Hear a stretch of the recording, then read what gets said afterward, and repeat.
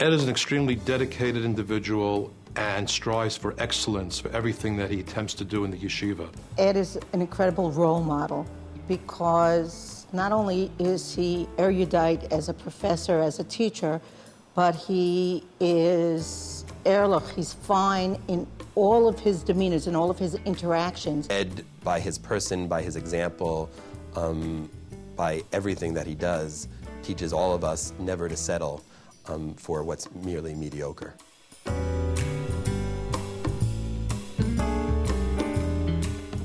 The essence of Dr. Berliner is that he really brings the subject to life, and he really makes you want to learn it.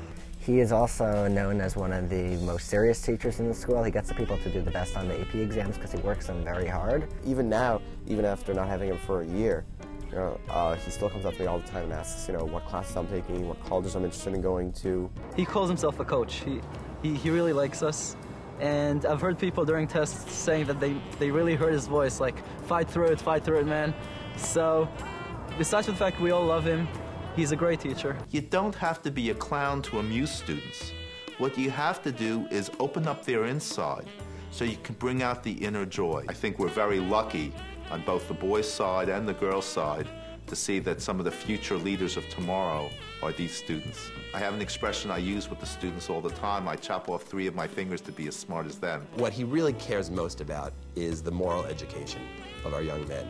He cares for them like an extended parent or a father. He positions them to be leaders. He wants to make sure they're coming to college and to the workforce with the same qualifications that their peers will have. He wants them to come with a passion for learning and a passion for life.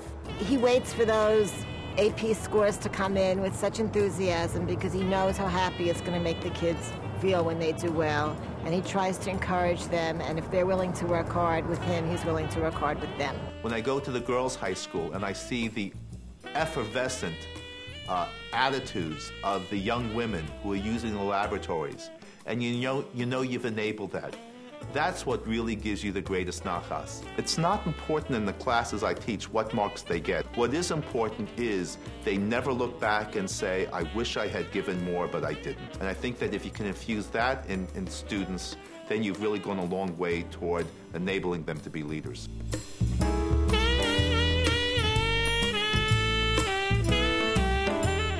He is dedicated to the point where I can say with utmost confidence that whatever Ed takes upon himself, he accomplishes. He makes everybody stand on their toes and work hard because if we don't work as hard as we can, then Ed'll do it for us.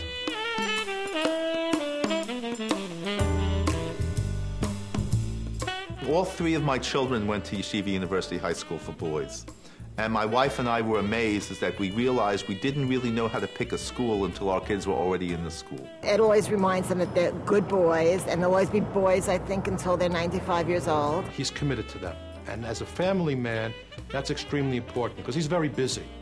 And he always finds time for his family. As a teacher and as an administrator in a school and a university, you make a difference in a far more profound way than you could ever imagine.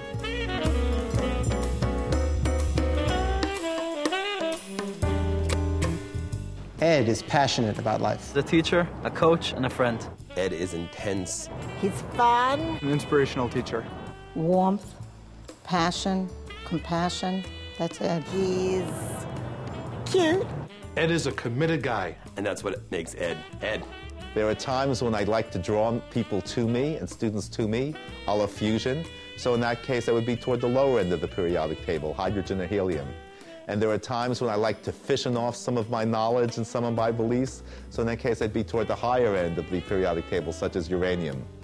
But in any case, I think that I contain a lot of energy. I think the students pick up a lot of that energy. And that's where I think I would sit on the periodic table.